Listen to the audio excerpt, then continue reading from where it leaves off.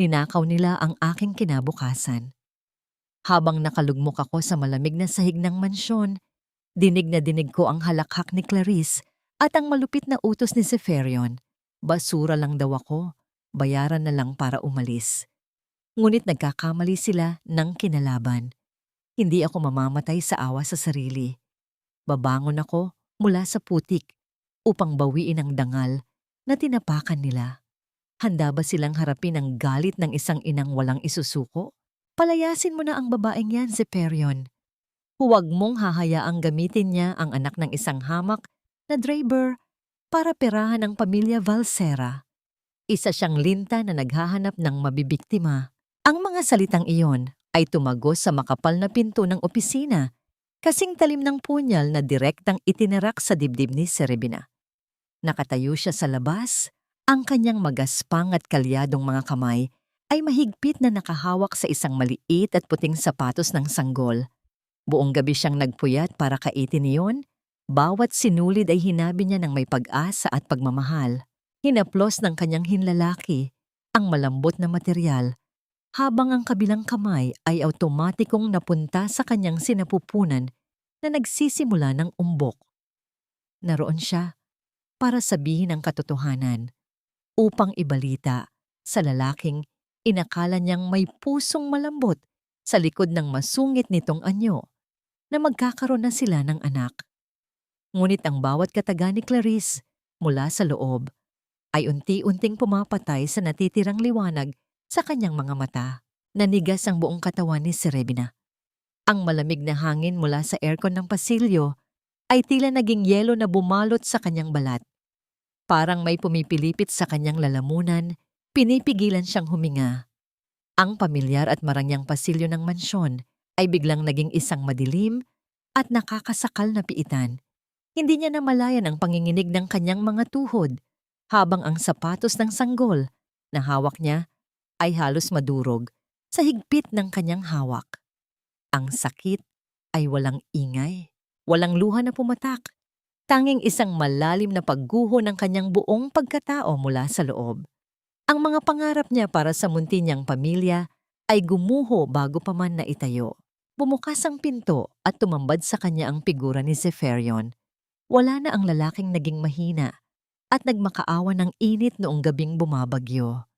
Ang mga mata nito ngayon ay kasing lamig ng nyebe, puno ng pandidiri at paghahamak na tila nakatingin sa isang nakakasukang insekto. Sa likuran nito ay nakatayo si Clarice, marahan na humihigop ng tsa mula sa isang porselanang tasa. Ang mga labi ay nakaarko sa isang nakakalason at tagumpay ng ngiti. Bago pa man makabuka ang nanginginig na mga labi ni Serebina para magpaliwanag, isang pirasong papel ang walang awang inihagis ni Zeferion sa kanyang mukha. Ang piraso ng tseke ay dumampi sa kanyang pisngi bago tuluyang naglayag pababa sa malamig na marmol na sahig. Ang pagbagsak nito ay walang tunog. Ngunit sa pandinig ni Serebina, tila ito isang malakas na sampal na yumanig sa kanyang kaluluwa. Kunin mo yan at umalis ka. Ang boses ni Zeferion ay walang bahid ng emosyon, isang pader ng yelo na imposibleng tibagin. Huwag mong ipilit sa akin ang anak ng iba. Hindi ako tanga para saluhin ang dumi na ikaw mismo ang gumawa. Napapikit si Serebina, ramdam ang pamamanhid ng kanyang panga. Zef, alam mong sayo ito. Wala akong ibang kasama, kundi ikaw nung gabing iyon. Ang boses niya ay basag. Isang pagmamakaawa ng isang inang pilit pinoprotektahan ang katotohanan. Umaasa siyang may kahit katiting na pag-aalala itong natitira para sa kanya. Ngunit ang sumunod na lumabas sa bibig ng lalaki ay lalong nagbaon sa kanya sa lupa. Isang mapaklang tawa ang kumawala kay Zeferion. Isang gabi ng pagkakamali, Serebina. Isang gabing lasing ako at sinamantala mo ang kahinaan ko. At ngayon, gagamitin mo ang bata sa sinapupunan mo para maging donya.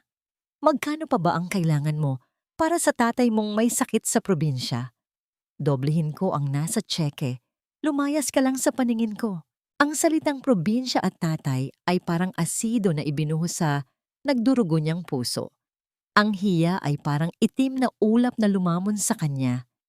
Isang matinding kahihiyan para sa kanyang sarili at sa kanyang pamilyang walang ibang inasam kundi ang makapag-uwi siya ng dangal at lunas upang madugtungan ang buhay ng kanyang ama. Tiningnan niya ang tseke sa sahig. 5 milyong piso. Katumbas ng buhay ng kanyang ama. Katumbas ng dignidad ng kanyang pagkababae. Katumbas ng buhay ng batang dinadala niya. Gusto siyang bilhin ng mga taong ito upang patahimikin, upang itapon na parang basahan matapos gamitin. Dahan-dahang umatras si Serebina. Hindi niya pinulot ang papel. Ang kanyang mga kalyadong kamay ay bumaba mula sa dibdib patungo sa laylayan ng kanyang kupas at lumang apron. Mahigpit niya itong hinawakan at iniharang sa kanyang tiyan. Isang kalasag ng isang sawing ina upang itago ang kanyang anak mula sa malulupit na matang humuhusga rito. Tumalikod siya. Ang bawat hakbang ay tila may nakatali na sementong pabigat sa kanyang mga paa. Doon lamang nagsimulang mag-unahan ang mga maiinit na luha na kanina pa nagbabadyang bumagsak. Binabasa ang kanyang namumutla at pagod na pisngi. Nais na lamang niyang tumakbo, umuwi sa kanilang munting dampa kung saan walang mapanghusgang mata, kung saan tanggap siya kahit siya ay talunan. Ngunit bago pa man siya makarating sa bungad ng malaking hagdanan upang lisanin ang impyernong iyon, isang matinis at puno ng awtoridad na boses ang pumunit sa katahimikan ng bulwagan. Kasabay nito ay ang mabigat at paulit-ulit na pagbagsak ng isang kahoy na baston sa marmol na sahig. Bawat pagtama ay tila nagpapahayag ng paghahari at panganib. Sino ang may sabing pwede siyang umalis? Huminto ang mundo ni Serebina. Mula sa kabilang dulo ng pasilyo ay nakatayo si Doña Carmen, ang matriarka ng mga balsera. Ang kanyang mga mata ay matalas na nakatitig sa tiyan ng nakabababang uri na katulong.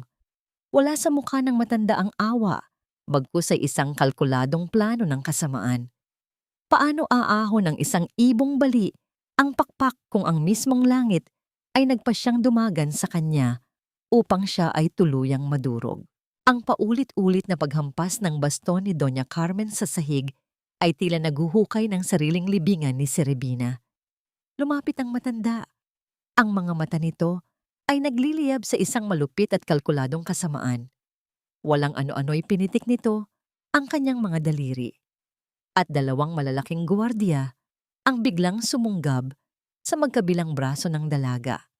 Sa halip na akayin siya palabas ng mansyon patungo sa kalayaan tulad ng inaasahan, kinaladkad siya ng mga ito pababa sa madilim at malamig na basement sa isang bahagi ng bahay kung saan nakatago ang mga sikretong hindi kailanman masisinagan ng araw.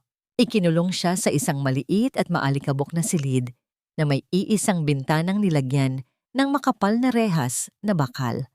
Pumasok si Doña Carmen, nakangiti ng isang ngiting nakakapangilabot na parang isang ahas na nakapulupot na sa kanyang biktima. Alam ko ang katotohanan, Serebina. Ang dugong dumadaloy sa sinapupunan mo ay isang balsera. Ang tinig ng matanda ay mababa, ngunit nakakapanindig balahibo. Ngunit huwag kang mag-ilusyon na ituturing kang pamilya. Isang gintong hawla ang ibibigay ko sa iyo. Mula ngayon, ikaw ang magiging tagapagdala ng anak ni Clarice.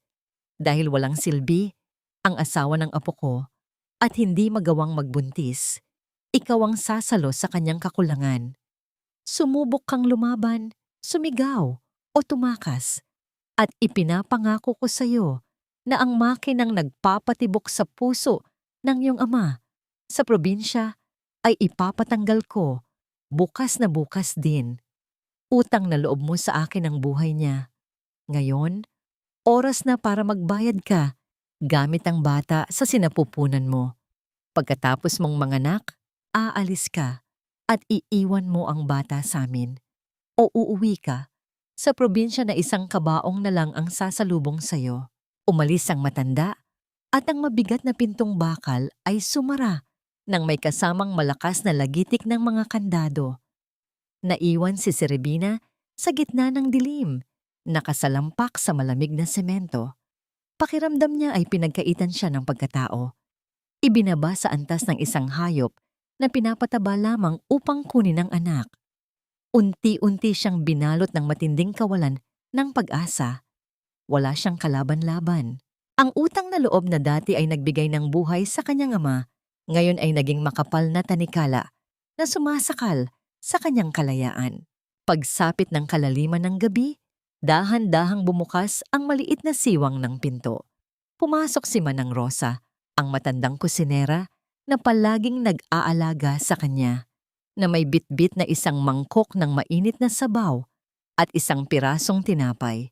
Nang makita niya ang nakakaawang kalagayan ni Serebina, hindi napigilan ng matanda ang mapaluha. Mahigpit silang nagyakap sa gitna ng katahimikan, nagpapalitan ng mga luhang walang katumbas na salita.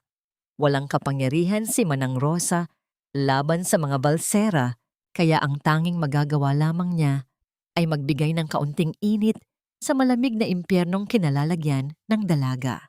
Nang makaalis ang matanda, pinilit ni Serebina na inumin ng sabaw upang magkaroon ng lakas. Ngunit ang kalahati ng matigas na tinapay ay hindi niya inubos. Sa halip, maingat niya itong ibinalot sa isang malinis na piraso ng tela at itinago sa ilalim ng kanyang manipis na unan. Hindi na siya nag-iisa at hindi siya pwedeng sumuko. Ang instinto ng isang ina ay unti-unting nag-aalab sa kanyang diwa. Kailangan niyang mabuhay, kailangan niyang mag-ipon ng lakas at pagkain dahil anumang oras ay maaring bawiin ng mga halimaw na nasa itaas ang kanyang rasyon. Nakadungaw siya sa makitid na rehas, nangangako sa kalangitan na hindi niya hahayaang angkinin ng mga demonyong iyon ang kanyang munting anghel. Sa paglipas ng mga buwan sa loob ng malupit na piitan, paulit-ulit na bumabagabag sa isipan ni Serebina ang isang tanong. Habang siya ay naghihingalo sa dilim at hirap na hirap sa lumalaking tiyan, masarap ba ang tulog ni Zeferion sa kanyang malambot na kama? Alam ba ng lalaking pinag-alayan niya ng sarili na ang ina ng kanyang anak ay ginagawang bilanggo sa sarili nitong pamamahay? O sinadya nitong magbulag-bulagan at magbingi-bingihan upang takasan ang nakakasukang katotohanan? Ang mga buwan ng pagdurusa ay humantong sa isang marahas at madilim na gabi. Isang malakas na bagyo ang walang awang humahagupit sa labas.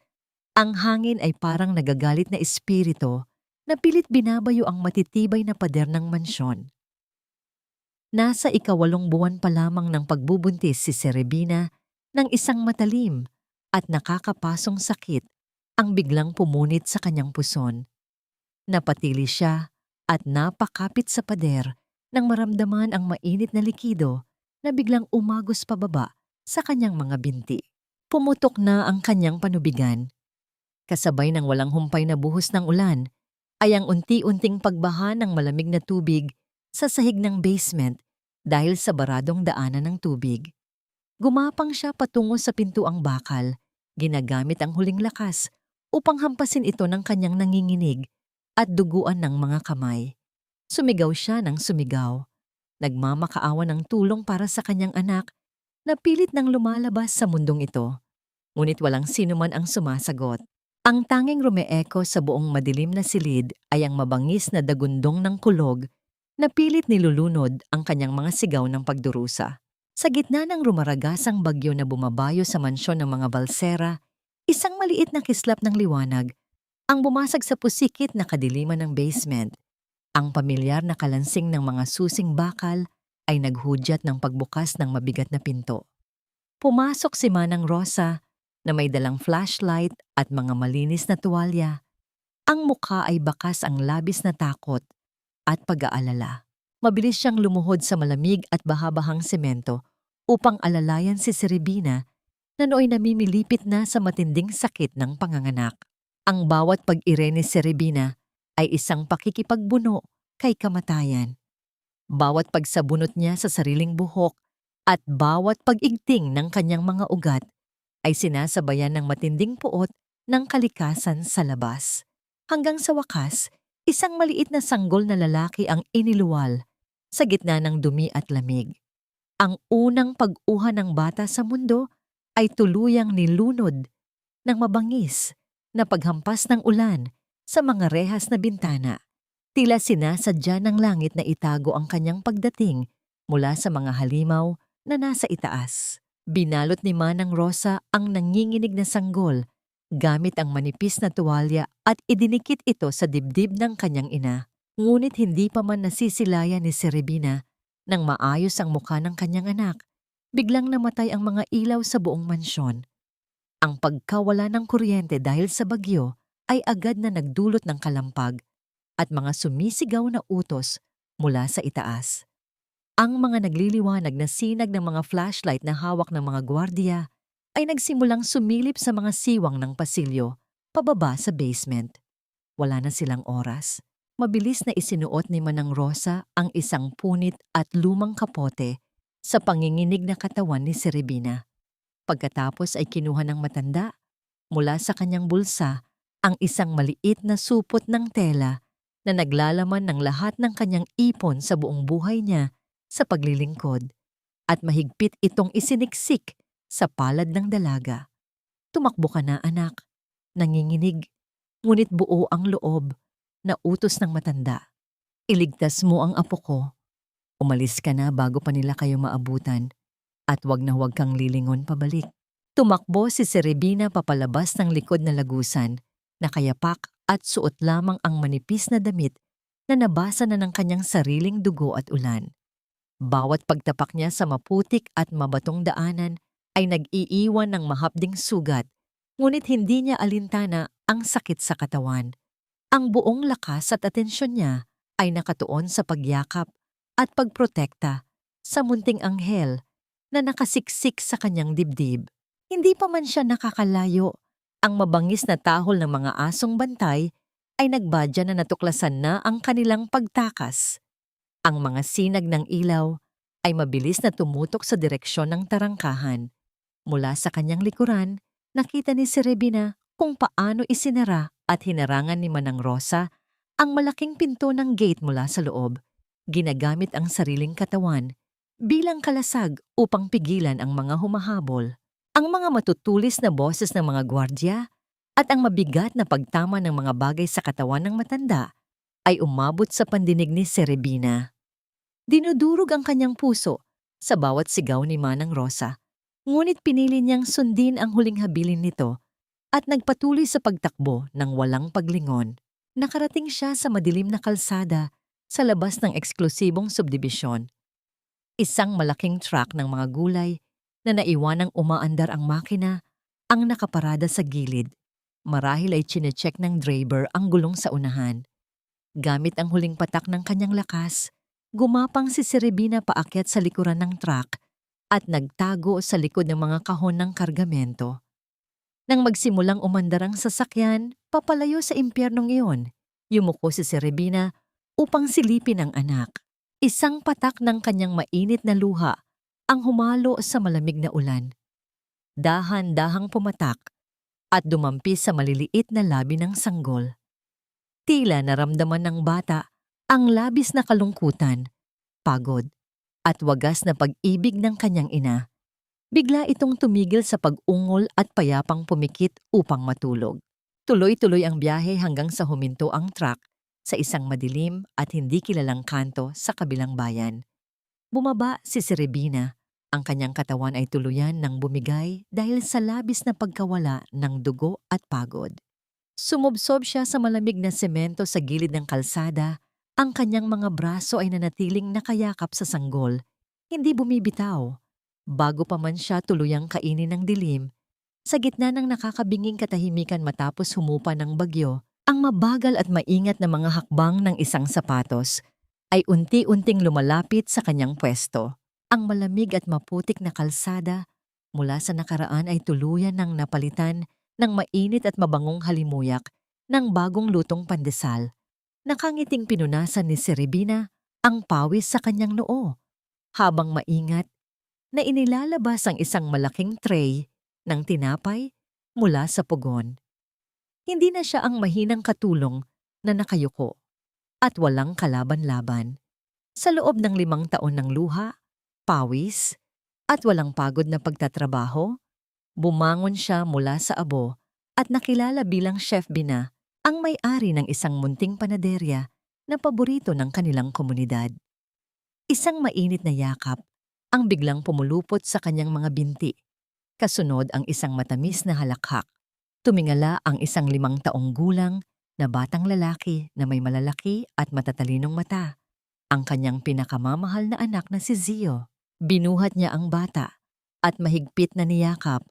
Isang simpleng eksena na araw-araw nagbibigay ng walang katapusang lakas sa kanya. Sa bawat gabi bago matulog, maingat na pinapahiran ni Serebina ng murang gamot ang mga naiwang marka ng pagbubuntis sa kanyang tiyan. Ang mga linyang yon ay hindi na simbolo ng kahihiyan o kahinaan, kundi mga gintong medalya ng kanyang katapangan at walang hanggang pagmamahal bilang isang ina. Ligtas na sila ngayon, napapalibutan ng mga simpleng tao na itinuring silang tunay na pamilya. Ngunit sa likod ng kapayapaang ito, may isang maliit na tinik na minsan ay sumusundot sa kanyang puso. Tuwing nag-aayos siya ng mga gamit ng bata, madalas niyang makita ang isang lumang kwaderno kung saan paulit-ulit na iginuguhit ni Zio ang isang matangkad na lalaking walang mukha na nakahawak sa kanyang maliit na kamay. Isang piping katanungan sa inosenteng isipan ng bata na hindi kayang sagutin ng kanyang ina. Sa kabilang dako ng syudad, ang init at tawanan ay tila mga salitang ipinagbabawal sa loob ng nagtataasang pader ng mansyon ng mga balsera. Ang mahaba at marangyang hapagkainan ay kasing lamig ng isang sementeryo. Nakatitig lamang si Zeferion sa kanyang plato. Ang dibdib ay patuloy na binibigatan ng isang malalim na kahungkagan na hindi kailanman nagawang punan ng kanyang yaman o kapangyarihan. Sa tuwing pipikit siya, lalo na kapag umuulan, palaging bumabalik ang imahe ng nanginginig na katawan ni Serebina at ang mga mata nitong puno ng pighati noong gabing itaboy niya ito. Pumasok si Clarice sa silid kainan, nakasuot ng mamahaling sutla at pilit na umaarte bilang isang nagdadalamhating asawa. Madalas nitong ginagamit ang kwento ng kanyang pekeng pagkakakunan upang makuha ang atensyon ng asawa at itago ang sariling pagkabaog. Sinubukan nitong ipatong ang kanyang mapuputing kamay sa balikat ni Zeferion, naglalambing. Ngunit mabilis at malamig na iniwas ng lalaki ang kanyang sarili.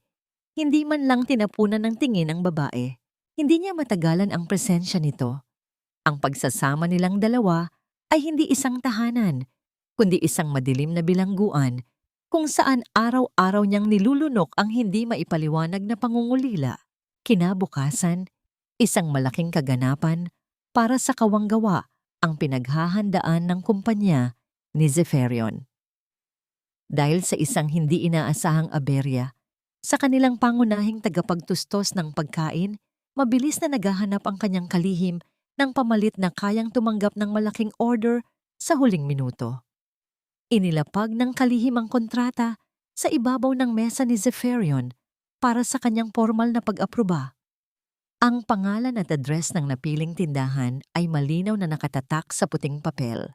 Walang kamalay-malay ang lalaki habang pinipirmahan ng dokumento na ang mismong papel na yon ang magiging tulay upang tuluyang mawasak ang pader ng kanyang mga kasinungalingan.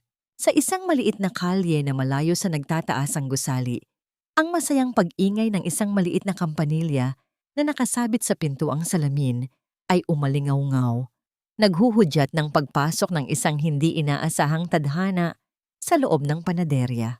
Nakatayo si Serebina sa gitna ng malawak at marangyang bulwagan ng isang mamahaling hotel. Suot ang kanyang malinis na uniforme bilang chef at bitbit ang mga kahon ng kargamento na naglalaman ng mga espesyal na pastry.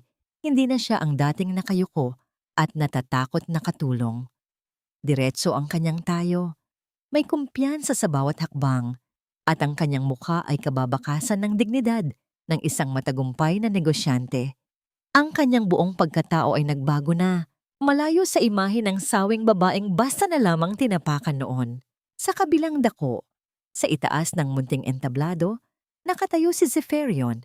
Siya ang gabi na yon, formal na binabati ang mga piling panauhin para sa kaganapan ng kawanggawa ng kanilang kumpanya. Sa kalagitnaan ng kanyang pakikipag-usap, tila may kung anong magnetismo na humila sa kanyang pansin patungo sa pintuan ng bulwagan. Ang kanyang mga mata ay naglakbay sa gitna ng karamihan at biglang napako sa isang pamilyar na figura. Napalingon si Serebina sa direksyon ng entablado. Sa isang iglap, nagtama ang kanilang mga mata sa kabila ng maingay at mataong silid. Sa sandaling iyon, tila huminto ang pag-ikot ng mundo para sa kanilang dalawa. Ang ingay ng mga tawanan at tunog ng mga kubyertos ay biglang naglaho, napalitan ng isang nakabibinging katahimikan na tanging sila lamang ang nakakarinig. Mabilis na pinagpawisan ng malamig si Zeferion at binalot ng matinding kaba ang kanyang dibdib. Hindi siya maaaring magkamali. Ang babaeng nakatayo roon ay ang parehong babaeng gabi-gabing nanggugulo sa kanyang mga panaginip. Sa kabilang banda, bagamat nakaramdam ng bigla ang panginginig si Serebina, pinilit niyang panatilihing mataas ang kanyang noo. Hindi siya tumalikod at hindi siya tumakbo gaya ng inaasahan ng marami. Ipinakita niya sa lalaki na ang dating biktima ay pinalakas na ng panahon. Ngunit ang marupok na tensyon sa pagitan nila ay biglang bumasag nang pumasok sa bulwagan ang isang maliit na batang lalaki. Mama, ang masayang tawag ni Zio habang tumatakbo papalapit sa kanyang ina. Dahil sa pagmamadali at sa dulas ng makintab na sahig, nawalan ng balanse ang bata at tuluyang sumubsob mismo sa paanan ng kinatatayuan ni Zeferion. Mabilis na yumuko si Zeferion upang tulungan ang bata na bumangon. Subalit nang hawakan niya ang maliliit na balikat nito at iharap sa kanya, napatigil ang buong sistema ng lalaki. Nang magtama ang kanilang mga mata, tila nakatingin si Zeferion sa isang salamin na nagpapakita ng sarili niyang kabataan. Ang hugis ng mukha, ang matatalas na mata, at ang hubog ng labi ng bata ay eksaktong kopya ng kanyang sariling anyo. Sa sobrang gulat at panginginig ng kanyang mga kamay, hindi napansin ni Zeferion na may maliit na bagay na nakuha ang bata mula sa bulsa ng kanyang suot na Amerikana bago pa man ito makatayo ng tuwid. Bago pa man makapagsalita si Zeferion, mabilis na lumapit si Serebia. Walang pag-aalinlangan niyang hinablot si Zio pabalik sa kanyang mga braso at mahigpit itong niyakap. Ang kanyang mga mata ay nag-aapoy sa galit at proteksyon. Tila isang inang tigre na handang pumatay upang ipagtanggol ang kanyang kuting laban sa isang mapanganib na kaaway. Ang amoy ng banilya mula sa suot na apron ni Serebina ay pumasok sa sistema ni Zeferion at sa isang iglap, binasag nito ang matigas na yelo sa kanyang puso. Bumalik sa kanyang alaala ang lahat ng init at tamis ng gabing bumabagyo na pilit niyang itinanggi. Tatalikod na sana si Serebina upang lisanin ang lugar habang karga ang umiiyak na si Zio. Ngunit bago pa siya makahakbang ng malayo, naramdaman niya ang marahas ngunit nanginginig na kamay ni Zeferion na humawak sa kanyang pulso. Pinipigilan siya. Sa unang pagkakataon matapos ang 5 taon, narinig ni Serebina ang boses ng lalaki na gumaralgal sa matinding emosyon. Anak ko ba siya, Bina? Marahas na binawi ni Serebina ang kanyang pulso mula sa pagkakahawak ni Zeferion. Ang hapdi ng pagkakasunggab nito ay hindi hihigit sa hapdi ng mga alaalang muling bumangon sa kanyang isipan. Tumingin siya ng diretso sa mga mata ng lalaki. Walang bakas ng takot, tanging isang malamig at matigas na pader ng paninindigan. Wala kang anak, Mr. Valsera. Ang anak ko ay akin lang. Huwag mong dungisan ang buhay namin ng mga katanungan mong walang saysay. Ang mariin niyang sagot bago mabilis na binuhat si Zio at lumabas ng hotel nang hindi lumilingon. Naiwang tulala si Zeferion sa gitna ng bulwagan. Ang init ng balat ni Serebina na dumampi sa kanyang palad ay tila naging isang apoy na nagpaliyab sa kanyang kuryosidad at pangungulila. Nang makauwi sa mansyon, hindi siya mapakali. Nagtungo siya sa attic at hinalungkat ang isang lumang kahon ng mga litrato.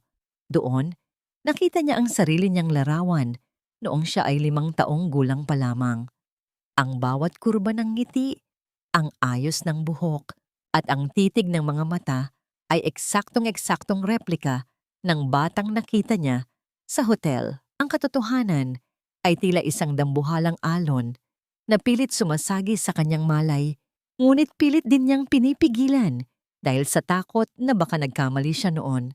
Pumasok si Clarice sa silid, bit-bit ang isang baso ng alak at ang kanyang palagiang mapaglarong ngiti.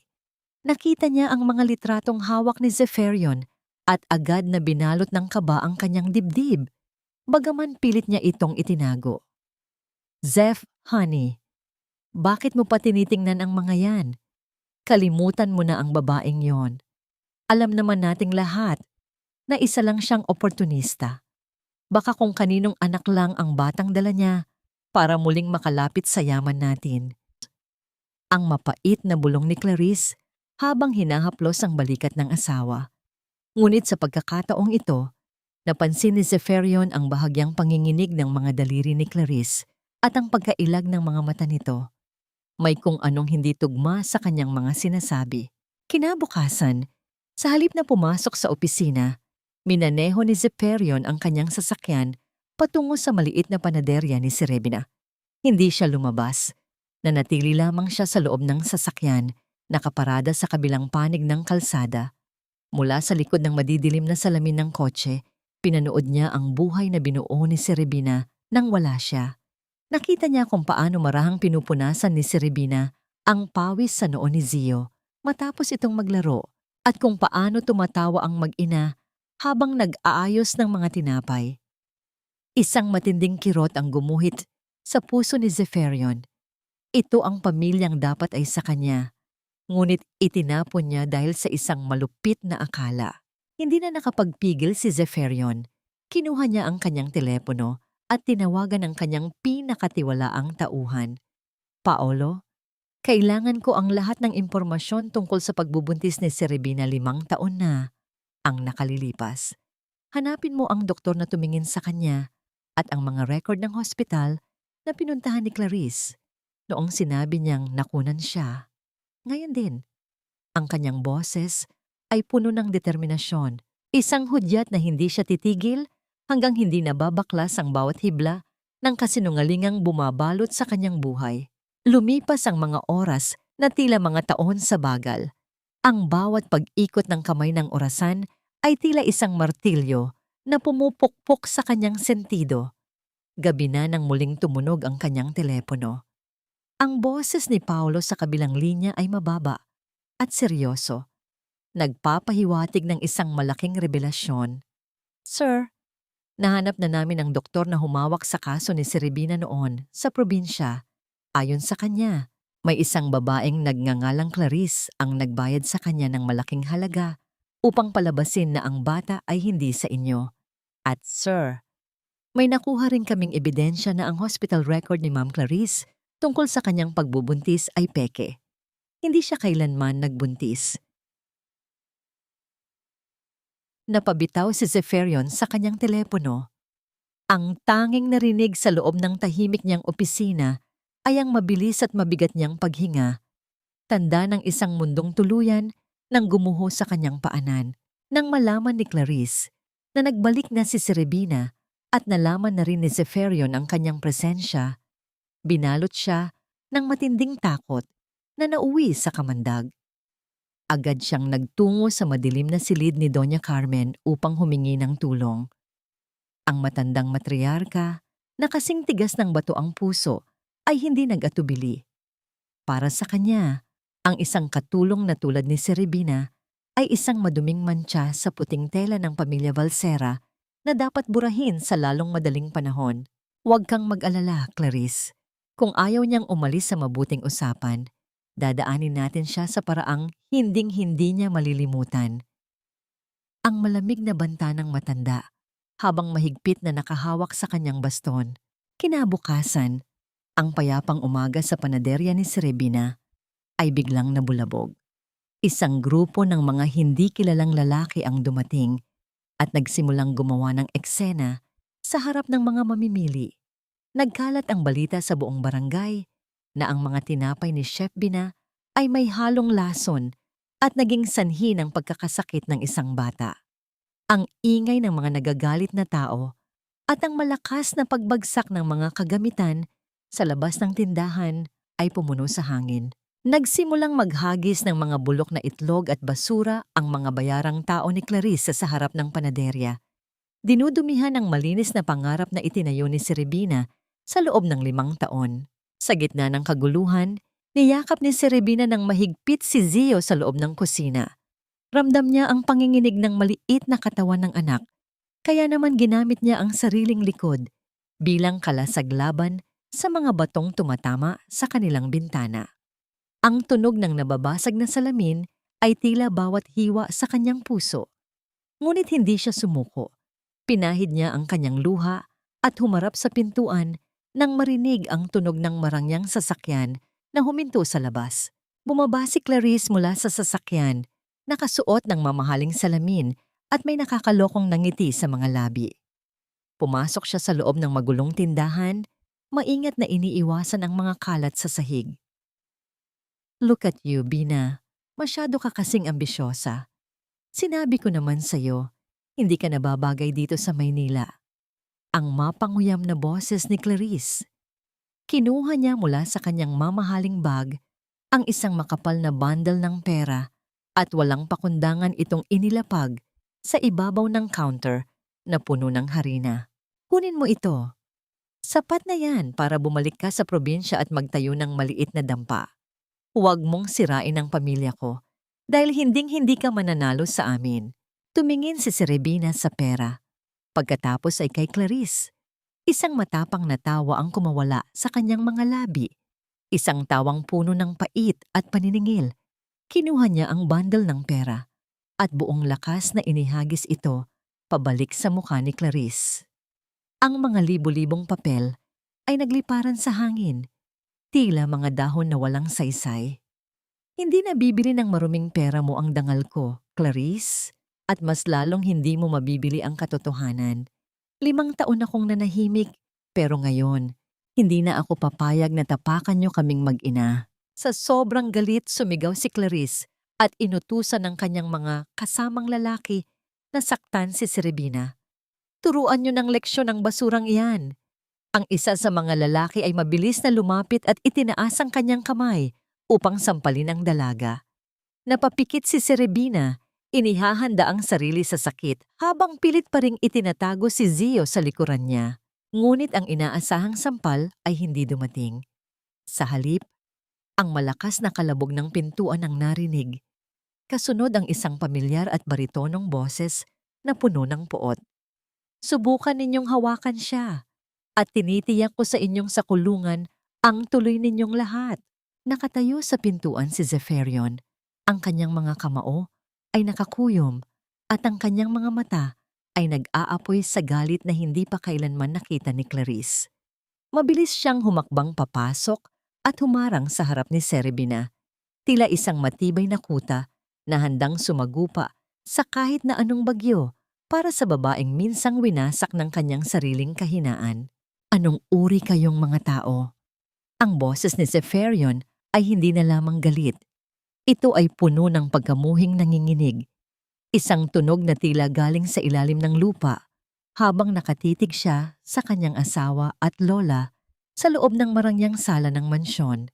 Matapos itaboy ni Zeferion ang mga tauhan ni Clarice sa panaderya, hindi siya nakaramdam ng tagumpay. Sa halip na pasasalamat, ang natanggap niya mula kay Serebina ay isang tingin na mas masakit pa sa sampal. Isang tingin na puno ng pagkasuklam at kawalan ng tiwala. Ngayong kaharap niya ang mga arkitekto ng kanyang pagkakamali. Ang bawat hininga niya ay parang asidong tumutunog sa kanyang dibdib. Zef, huwag kang magpadala sa emosyon. Ginagawa lang namin ito para sa dangal ng pamilya. Ang malumanay, ngunit mapanlinlang na boses ni Clarice habang pilit na humahawak sa braso ng asawa. Ngunit mabilis na iwinaksi ni Zeferion ang kamay nito Tila ba nadidirian sa hawak ng isang taong may maruming budhi. Ibinagsak ni Zeferion ang mga dokumentong nakuha ni Paulo sa ibabaw ng mesa. Ang tunog ng pagtama ng mga papel sa kahoy ay tila isang hatol ng kamatayan sa katahimikan ng silid. Dangal? Ang pagbabayad sa doktor para magsinungaling ay dangal ba?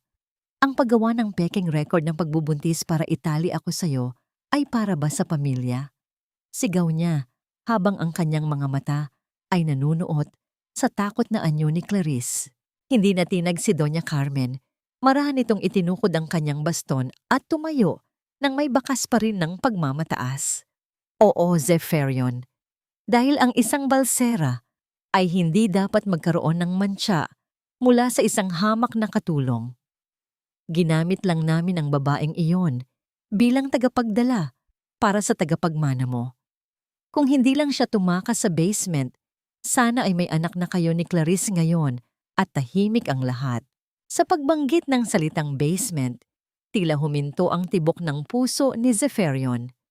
Ang bawat piraso ng katotohanan ay unti-unting nabubuo sa kanyang isipan tulad ng isang nakakakilabot na bangungot. Hindi lamang niya ito itinaboy, hinayaan niyang ikulong, pahirapan, at tratuhin na parang hayop ang babaeng nagdadala ng kanyang anak sa ilalim mismo ng kanyang bubong. Naalala niya ang gabing inihagis niya ang tseke, ang mukha ni Serebina na puno ng pait, habang siya ay nagpapakasasa sa karangyaan sa itaas. Nanginginig ang kanyang mga tuhod habang dahan-dahang naglalakad patungo sa hagdanan pababa sa basement. Bawat hakbang niya sa malamig na semento ay tila pagbabalik ng mga gunitang pilit niyang kinalimutan. Nang buksan niya ang pinto ng maliit na silid, ang amoy ng luma at amag na hangin ang sumalubong sa kanya. Doon, sa ilalim ng malamig na sinag ng buwan na tumatagos sa maliit na rehas, nakita niya ang mga bakas ng pagdurusa ni Serebina. Lumapit siya sa pader at hinaplos ang mga malalalim na gasgas sa semento. Mga markang iniwan ng mga kuko ni Serebina sa gitna ng kanyang paghihingalo at takot. Nakita rin niya sa isang sulok ang isang punit na bahagi ng apron na may tuyong mantsa ng dugo. Doon, sa gitna ng karumihan at dilim, tila narinig ni Zeferion ang bawat hikbi at dalangin ni Serebina na hindi niya pinakinggan. Ang kanyang mundo ay tuluyan ng gumuho. Ang yaman na kanyang ipinagmamalaki ay naging isang madilim na mantsa sa kanyang kaluluwa. Napaluhod si Zeferion sa maruming sahig ng basement. Ang kanyang mga balikat ay nayayanig sa matinding paghagulhol. Ang bawat luha niya ay puno ng pagsisisi na huli na. Isang pait na hindi kayang burahin ng kahit anong halaga ng salapi. Ginamit niya ang kanyang kapangyarihan upang sirain ang kaisa-isang taong nagmahal sa kanya ng tapat.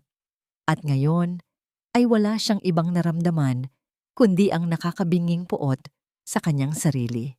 Tumayo siya ng may bagong determinasyon sa kanyang mga mata, isang desisyon na magbabago sa takbo ng kanyang buhay. Pag-akyat niya sa sala, nakita niya si Clarice na pilit pang umiiyak at nagmamakaawa. Hindi siya nagsalita. Dinukot niya ang kanyang singsing sa kasal at buong lakas na inihagis ito sa sahig. Ang tunog ng pagtalbog ng ginto sa marmol ay tila huling tuldok sa kanilang pagsasama. Huwag na huwag ninyo akong tatawaging balsera muli. Ang huling salitang binitawan niya bago mabilis na lumabas ng mansyon sa gitna ng bumubuhos na ulan. Wala siyang dalang kahit ano. Tanging ang bigat ng kanyang pagsisisi at ang pagnanais na itama ang lahat ng kanyang pagkakamali. Papaano niya muling haharapin ang babaeng winasak niya kung ang bawat tingin nito sa kanya ay nagpapaalala ng kanyang sariling kalupitan? Ang langit ay tila nakikiramay sa bigat ng krus na pinapasa ni Zeferion. Ang bawat patak ng ulan na humahampas sa kanyang katawan ay tila mga karayom na tumutusok sa kanyang balat. Ngunit ang hapdi nito ay walang-wala kumpara sa apoy ng pagsisisi na tumutupok sa kanyang puso. Nakatayo siya sa tapat ng munting bahay ni Serebina, basang-basa at nanginginig. Hindi dahil sa lamig, kundi dahil sa takot. na baka tuluyan na siyang huli para sa pagbabayad puri. Dahan-dahang bumukas ang pinto. Lumabas si Serebina, suot ang isang simpleng pantulog, ngunit ang kanyang mga mata ay walang bakas ng antok. Sa halip, ang nanunuot na lamig at pag-iingat ang bumati kay Zeferion. Hindi siya lumapit, nanatili siyang nakatayo sa may pintuan. Tila ba ang distansyang iyon ang tanging proteksyon niya laban sa lalaking minsan nang sumira sa kanyang mundo. Nang magtama ang kanilang mga mata, hindi na nakayanan ni Zeferion ang bigat ng kanyang nararamdaman. Ang mga tuhod niya ay kusang bumigay at bumagsak siya sa magaspang na lupang may mga semento at bato, mismo sa tapat ng paanan ni Serebina. Ang tunog ng kanyang pagluhod sa basang lupa ay tila isang pag-amin ng pagkatalo sa harap ng babaeng dati ay itinuturing niyang walang halaga. Patawarin mo ako, Bina. Hayop ako, ang gumaralgal na tinig ni Zeferion, habang ang kanyang mga luha ay humahalo na sa ulan na dumadaloy sa kanyang mukha. Nalaman ko na ang lahat, ang basement, ang mga pananakit nila, ang lahat ng paghihirap mo. Patawarin mo ako dahil naging bulag ako. Patawarin mo ako dahil hinayaan kitang magdusa ng mag-isa habang daladala mo ang anak natin. Walang mababakas na awa sa mukha ni Serebina. Ang bawat salita ni Zeferion ay tila mga tuyong dahon lamang na tinatangay ng hangin para sa kanya. Ang galit na inipon niya sa loob ng 5 taon ay unti-unting kumakawala. Hindi bilang pagsigaw, kundi bilang isang mahinahon, ngunit nakakamatay na katotohanan. Ang luhang iyan ay para sa sarili mo, Zeferion, hindi para sa amin. Ang boses ni Serebina ay kasing talim ng bakit. Umiiyak ka dahil nalaman mo ang totoo, pero nasaan ka noong mga gabing nanginginig ako sa dilim sa ilalim ng bahay niyo? Nasaan ka noong halos mamatay ako sa panganganak, sa gitna ng baha habang tinatawag ang pangalan mo? Nasaan ka noong kailangan ng anak ko ng ama na poprotekta sa kanya mula sa sarili mong pamilya? Huminga ng malalim si Serebina, pilit na pinipigilan ang panginginig ng kanyang sariling boses. Ang 5 milyong piso na itinapon mo sa mukha ko noon, iyon ang halaga ng tingin mo sa akin. Ngayong alam mo nang sayo si Zio, bigla kang magmamakaawa. Hindi mo kailangan ng anak, Zeferion. Ang kailangan mo ay ang patahimikin ng konsensya mo. Pero wala kang puwang sa buhay ng anak ko. Hinding-hindi ko hahayaang madungisan ng pangalang Balsera ang katahimikang ipinaglaban ko ng dugo at pawis. Walang ano-ano ay isinarado ni Serebina ang pinto nang may kalakasan. Ang tunog ng pagsara ng pinto ay tila isang hatol na nag-iwan kay Zeferion sa gitna ng kadiliman. Napayuko ang lalaki, ang kanyang noo ay sumayad sa basang lupa, habang ang kanyang mga kamay ay mahigpit na nakakuyom sa putik. Nanatili siyang nakaluhod doon, hinahayaang lamunin ng dilim at ulan. Umaasang ang lamig ay papatayin ang sakit na nararamdaman niya. Sa loob ng bahay, nakasandal si Serebina sa likuran ng pinto. Ang kanyang mga kamay ay mabilis na itinakip sa kanyang bibig upang pigilan ang anumang tunog na maaring makagising kay Zio. Ang kanyang mga balikat ay nayayanig sa matinding paghikbi at ang mga luha na pilit niyang itinago sa labas ay malayang umagos ngayon. Ang bawat salitang binitawan niya ay tila mga sugat na muling bumukas sa kanyang sariling puso.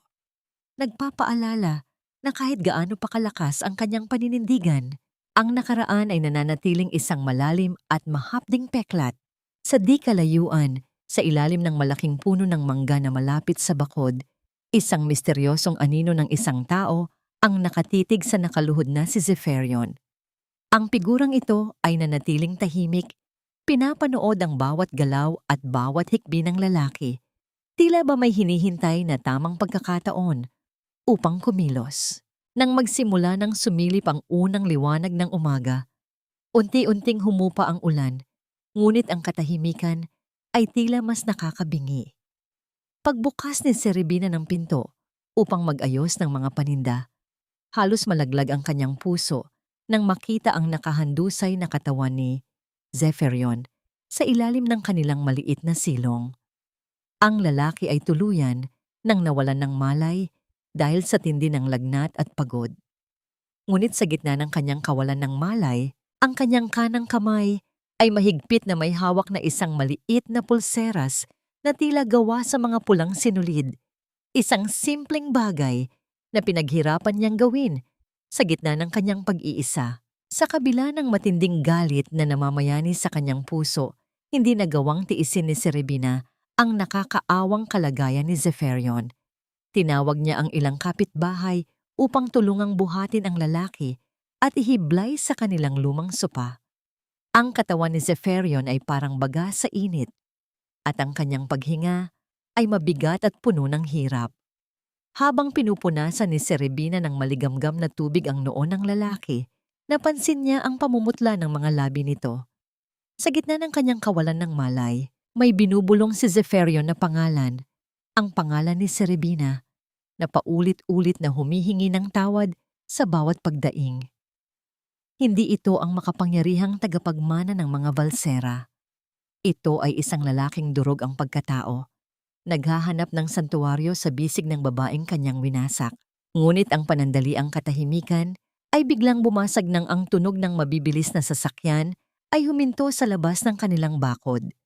Ang tunog ng mga gulong na kumiskis sa tuyong lupa at ang alikabok na pumailan lang sa hangin ay naghudyat ng isang panganib na hindi nila inaasahan.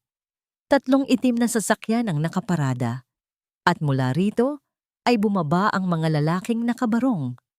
Pinangungunahan ng isang figurang kasing tigas ng bakal ang tindig. Pumasok si Doña Carmen sa loob ng maliit na bahay. Ang kanyang mga mata ay naglalakbay sa bawat sulok ng maralitang tirahan na may halong pandidiri. Kasunod niya ang 2 malalaking gwardiya na tila mga pader na humarang sa pintuan. Ang tunog ng kanyang baston na tumatama sa kahoy na sahig ay tila bawat tibok ng kaba sa dibdib ni Serebina. Walang paligoy-ligoy na nagsalita ang matanda. Ang boses ay puno ng lason at awtoridad.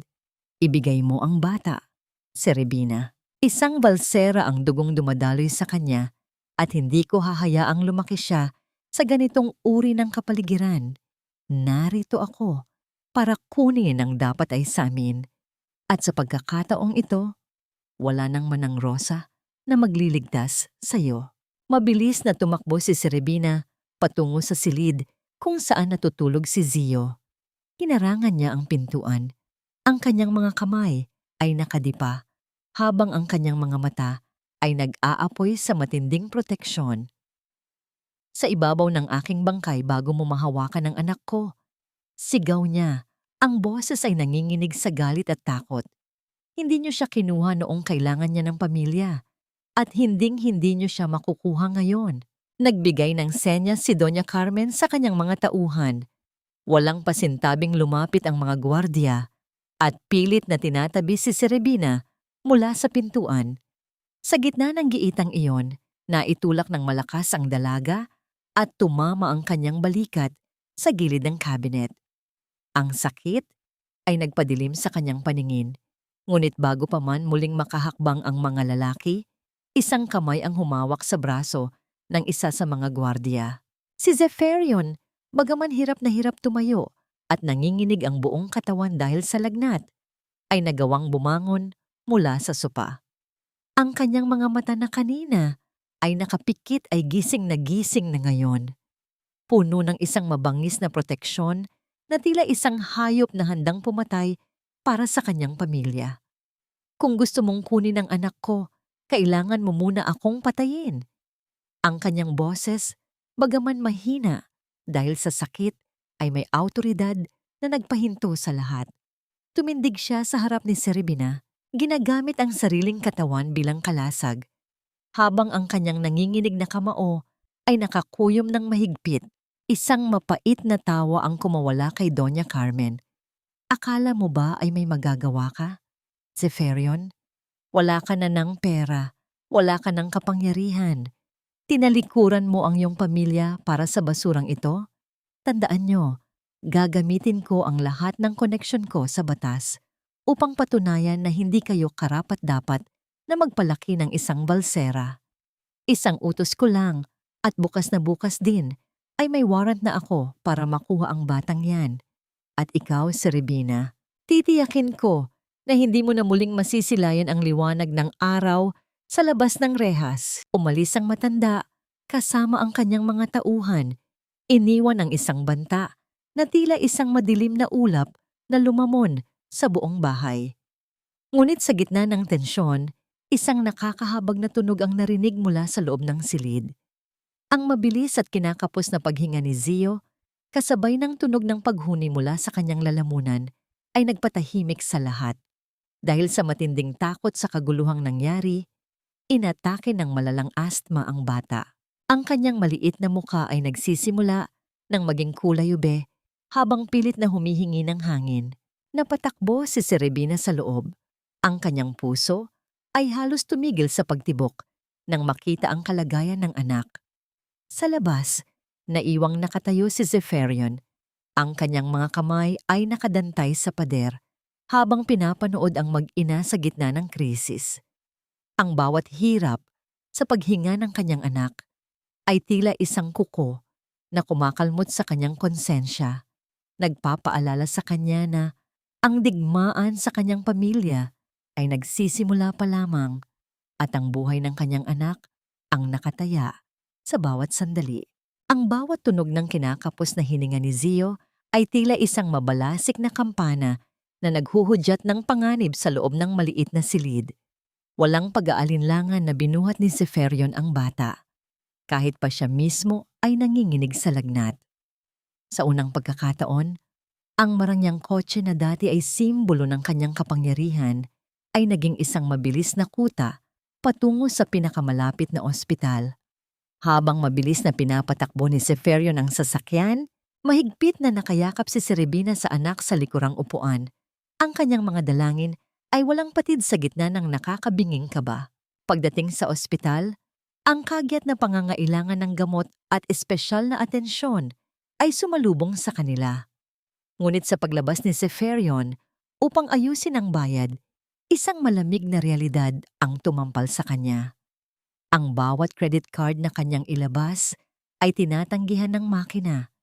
Ang bawat account na kanyang suriin ay naka-freeze. Alam ni Doña Carmen ang bawat galaw niya at ginamit ng matanda ang kanyang kapangyarihan upang iparamdam kay Zeferion ang pait ng pagiging dukha. Nakatayo siya sa harap ng cashier, isang milyonaryo na walang pambayad, kahit para sa isang hininga ng kanyang anak. Hindi nag-isip ng 2 beses si Zeferion. Dinukot niya ang kanyang gintong relos, ang huling kagamitang natitira sa kanya na pamana pa ng kanyang yumaong ina, at ang susi ng kanyang mamahaling sasakyan. Ibinenta niya ang mga ito sa isang mabilis na transaksyon sa labas ng ospital. Walang pag-aalinlangan kung gaano kalaki ang malulugi sa kanya. Ang mahalaga ay ang mailigtas ang buhay na nasa loob. Nang bumalik siya sa silid ni Zio, wala na ang kanyang suot na mamahaling Amerikana. Suot na lamang niya ay isang simpleng puting t-shirt na gusot-gusot. Ang kanyang buhok ay gulo-gulo at ang kanyang mga mata ay puno ng pagod ngunit may liyab ng determinasyon. Sa loob ng 3 araw na pananatili sa ospital, hindi umalis si Zeferion. Natutulog siya sa matigas na semento ng hallway o sa upuang kahoy sa labas ng silid. Siya ang tumatakbo sa botika, siya ang nag-aabang sa doktor, at siya ang tahimik na nagmamasid mula sa pintuan habang pinapakain ni Serebina ang bata. Nakita ni Serebina ang lahat ng ito. Ang pader ng kanyang puot ay hindi man tuluyang gumuho, ay nagkaroon na ng malalalim na lamat. Ang lalaking dati ay hindi marunong humawak ng baso, ay nakikita niyang matiyagang naghihintay sa pila para lamang sa mainit na tubig. Dumating si Clarice sa ospital, hindi upang tumulong, kundi upang muling magsabog ng lason.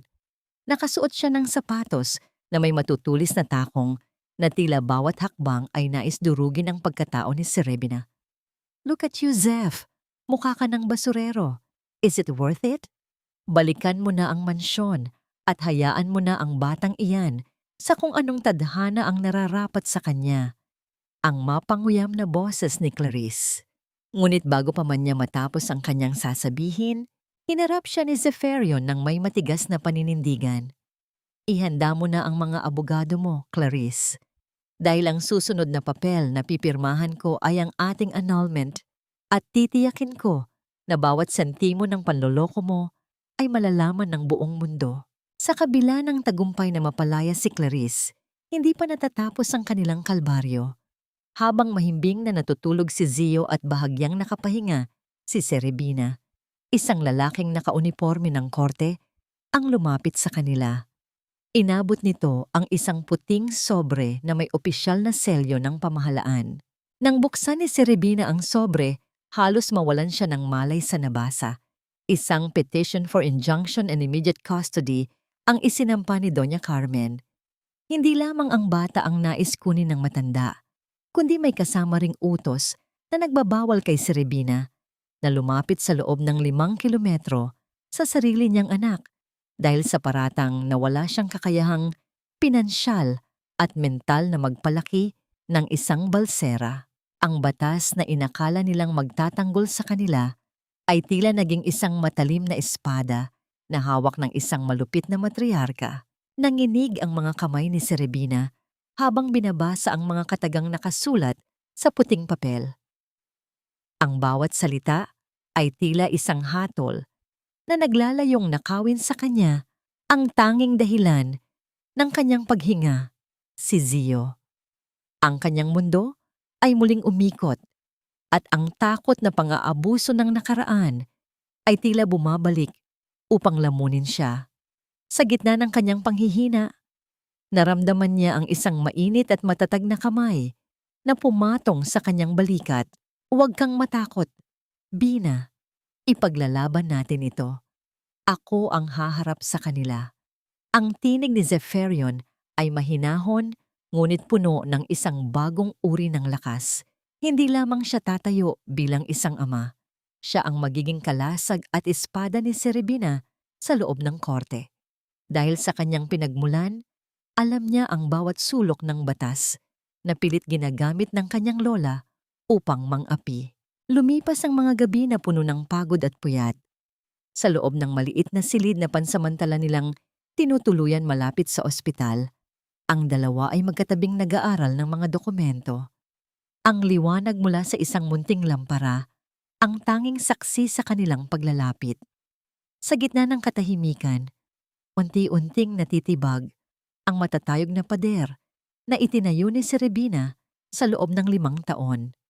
Nakita niya ang sakripisyo ni Zeferion, ang mga matang puno ng puyat, ang mga daliring mabilis na naglilipat ng pahina, at ang sinseridad na hindi matatumbasan ng kahit anong yaman.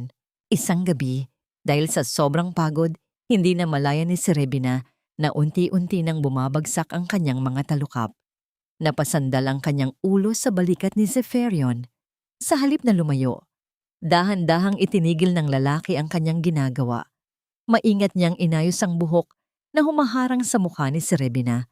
Ang kanyang mga galaw ay puno ng pag-iingat na tila humahawak sa isang mamahaling porselana. Inilapit niya ang kanyang mukha at naramdaman ang marahang hininga ng dalaga. Sa sandaling iyon, ang lahat ng galit at pait ay tila naglaho, napalitan ng isang malalim na pangako ng proteksyon at pag-ibig na hindi na kailangan pang bigkasin. Itinabi niya ang mga papeles at dahan-dahang ipinatong ang kanyang ulo sa ulunan ni Serebina. Hinahayaan ang kanilang mga puso na mag-usap sa gitna ng kapayapaan ng gabi. Dumating ang araw ng paghuhukom. Ang silid ng korte ay puno ng tensyon at ang malamig na presensya ni Doña Carmen ay tila bumabalot sa buong paligid. Ginamit ng abogado ng matanda ang bawat maruming taktika, ang pagiging mahirap ni Serebina, ang kanyang katayuan bilang dating katulong, at ang kawalan niya ng kakayahang ibigay ang marangyang buhay na karapat-dapat sa isang balsera. Bawat salita ay tila latigo na humahagupit sa dangal ni Serebina. Ngunit nang turnong na ni Zeferion ang magsalita, tumayo siya ng may dignidad na hindi kayang bilhin ng salapi. Hindi siya nagsalita bilang isang bilyonaryo, kundi bilang isang lalaking nagising sa katotohanan. Ipinakita niya ang mga ebidensya ng kanyang sariling sakripisyo at ang mga patunay ng matatag na pundasyon ng pagmamahal ni Serebina sa kanilang anak. At bilang huling alas, inilabas niya ang isang lumang recorder. Ang boses ni Doña Carmen ay umalingaw-ngaw sa loob ng tahimik na korte, ang kanyang pag-amin sa pagkakakulong kay Serebina sa basement, ang kanyang plano na ituring itong long up at ang kanyang pagtatangka na nakawin ang bata. Ang boses na yon na puno ng kayabangan at kawalan ng puso ang naging mitya ng kanyang sariling pagkatalo. Ang recording na yon ay buong tapang na itinago at iniabot ni Manang Rosa bago ito pumanaw, isang huling regalo para sa kalayaan ni Serebina at Zio. Nang ibaba ng hukom ang hatol, ang bawat tibok ng puso sa loob ng silid ay tila tumigil. Ipinahayag ng korte na walang karapatan ng pamilya Valsera sa bata at mananatili ang buong kustodya kay Serebina. Isang malakas na buntong hininga ng pasasalamat ang kumawala sa dalaga. At sa gitna ng kanyang kagalakan, naramdaman niya ang mahigpit na hawak ni Zeferion sa kanyang kamay sa ilalim ng mesa. Isang tagumpay ng katarungan laban sa pananakit ng kapangyarihan. Subalit sa gitna ng kanilang pagdiriwang, isang kaguluhan ang biglang naganap sa panig ni Doña Carmen. Ang matanda ay biglang napahawak sa kanyang dibdib. Ang kanyang mukha ay namula at ang kanyang mga mata ay nanlaki sa gulat at galit. Ang kanyang baston ay bumasak sa sahig nang may malakas na tunog bago siya tuluyang lumingon at bumagsak sa braso ng kanyang mga tauhan. Ang katahimikan ng katarungan ay mabilis na napalitan ng tunog ng mga nagtatakbuhang paa at ang sigaw ng mga humihingi ng saklolo. Sa loob ng isang espesyal na pasilidad para sa mga matatanda, ang bawat kanto ay balot ng isang nakakabininging katahimikan, malayo sa ingay at gulo ng korte noong mga nakaraang buwan. Doon, sa isang malawak na bintanang nakatitig sa kawalan, nakaupo si Doña Carmen sa kanyang degulong na upuan. Ang dati ay makapangyarihang matriarka na nakapagpapasunod sa isang kumpas lamang ng kanyang baston ay wala nang nagagawa ngayon kundi ang panoorin ang pagdaan ng mga oras sa gitna ng kanyang paralysis. Ang kalahati ng kanyang katawan ay tuluyan ng binalot ng pamamanhid, isang malupit na paalala ng kanyang mga nakaraang kalupitan. Walang dumadalaw sa kanya, walang mga balsera na humahalik sa kanyang kamay. Tanging ang malamig na dingding at ang tunog ng sarili niyang mahinang paghinga ang kanyang kasama sa kanyang huling hantungan ng kalungkutan. Si Clarice naman ay tuluyan ng nilamon ng sariling kasamaan. Nang mabuksan ang lahat ng kanyang panloloko at ang paglustay niya sa pera ng kumpanya upang itago ang kanyang mga sikreto, mabilis na gumuho ang kanyang mundo. Ang kumpanya ng kanyang pamilya ay idineklarang bangkarote at ang bawat ari-arian niya ay kinuha ng mga nagagalit na pinagkakautangan. Ngayon, siya ay isang takas na nagtatago sa dilim, kinatatakutan ang bawat tunog ng sirena o yabag ng sapatos sa labas ng kanyang pinagtataguan. Ang dating tinitingalang senyorita ay naging isang anino na lamang ng kanyang dating sarili na namnamang pait ng pagiging wala sa gitna ng mundong dating tiningala niya sa itaas. Sa kabilang banda, tinalikuran ni Zeferion ang lahat ng yaman at luho na nakaukit sa pangalang Valsera. Ibinigay niya ang kanyang posisyon at ang lahat ng kanyang mana sa mga kawanggawa at sa mga taong talagang nangangailangan nito. Nagsimula siyang muli mula sa wala. Nagtayo ng isang maliit na kompanya ng konstruksyon na ang puhunan ay ang sarili niyang pawis at talino. Ngunit bago ang lahat ng ito, may isang mahalagang misyon siyang kailangang tapusin. Nang walang pasabi, naglakbay siya patungo sa malayong probinsya at hinanap ang ama ni Serebina. Sa gitna ng maliit at maaliwalas na sala ng bahay ni Serebina sa Maynila, isang matandang lalaki ang dahan-dahang pumasok. Inaalalayan ng isang matangkad at mapagpakumbabang lalaki. Hindi napigilan ni Serebina ang mapayakap nang makita ang kanyang ama na maayos na ang kalagayan at nakakalakad na ng may tulong. Sa likuran ng matanda, nakatayo si Zepherion, nakayuko at walang bakas ng dating kayabangan.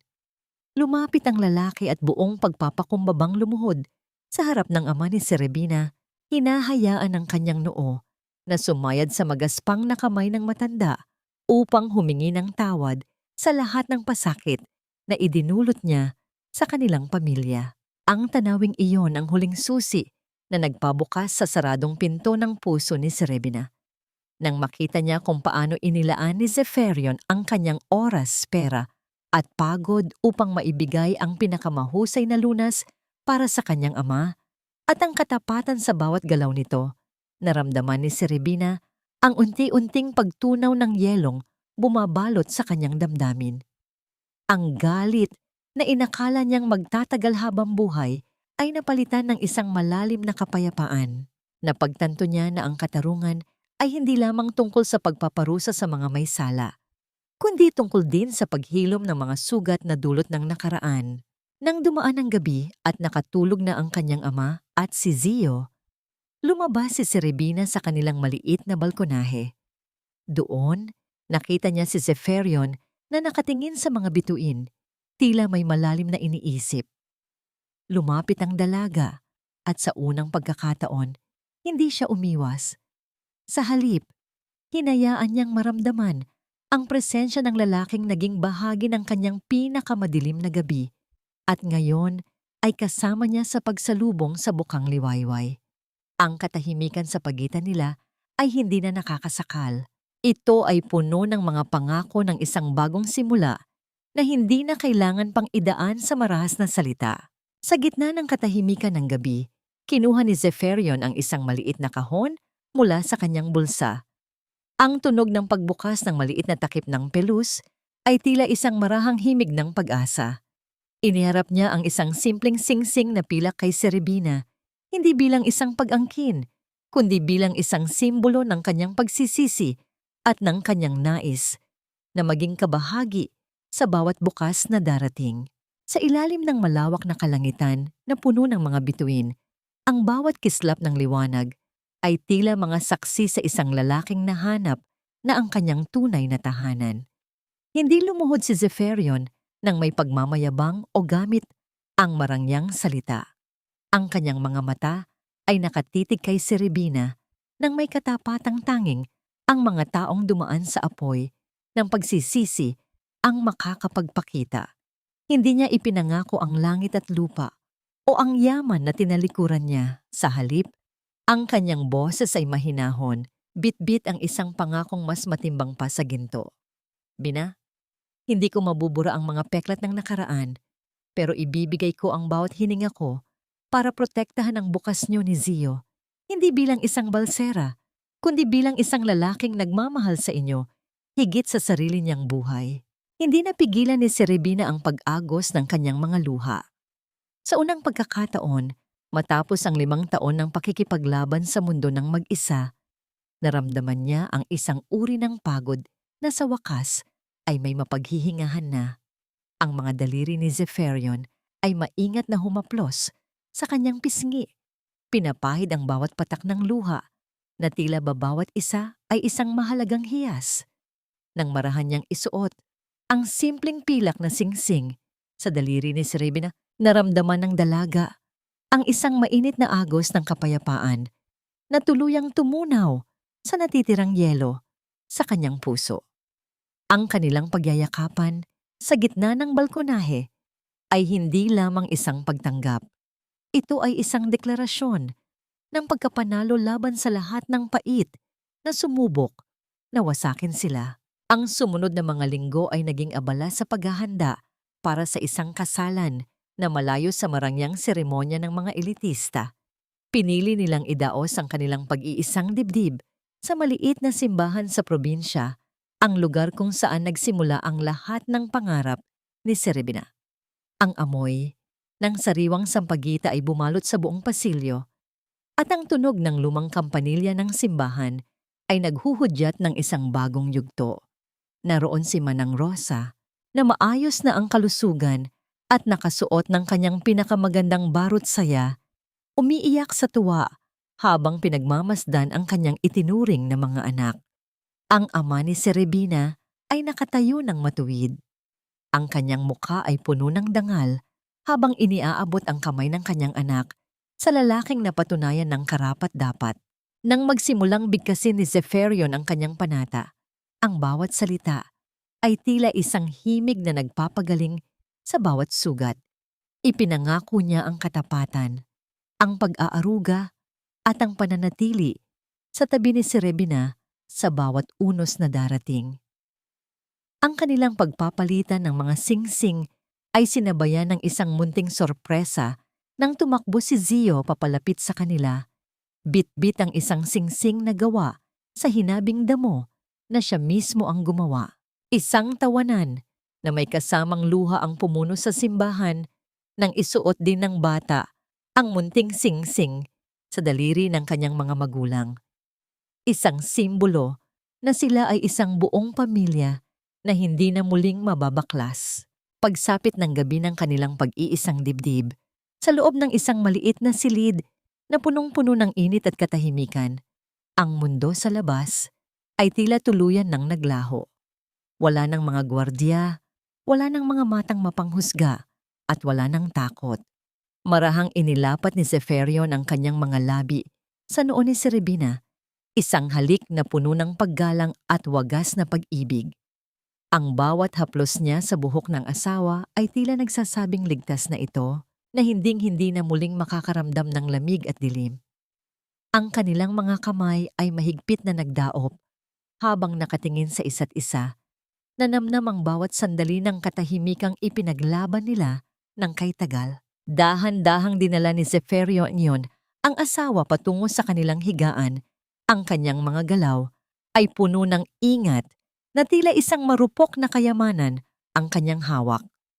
Habang unti-unting naglalaho ang liwanag ng lampara, ang tanging naririnig na lamang ay ang malalim at payapang paghinga ng dalawang taong natagpuan na ang kani-kanilang katarungan sa bisig ng isa't isa. Ang bawat haplos at bawat bulong ng pag-ibig sa gitna ng kadiliman ay tila mga panalangin ng pasasalamat, isang matamis na pagtatapos sa isang mahabang gabi ng pagdurusa. Kinabukasan ang unang sinag ng araw na pumasok sa bintana ay nagbigay ng gintong kulay sa kanilang mahimbing na pagkakatulog. Nagising si Serebina sa init ng bisig ni Zeferion at nang idilat niya ang kanyang mga mata, ang unang nakita niya ay ang nakangiting mukha ng asawa at ang mahimbing na paghinga ni Zio sa kabilang bahagi ng silid. Isang malalim na buntong hininga ng kaligayahan ang kumawala sa kanya.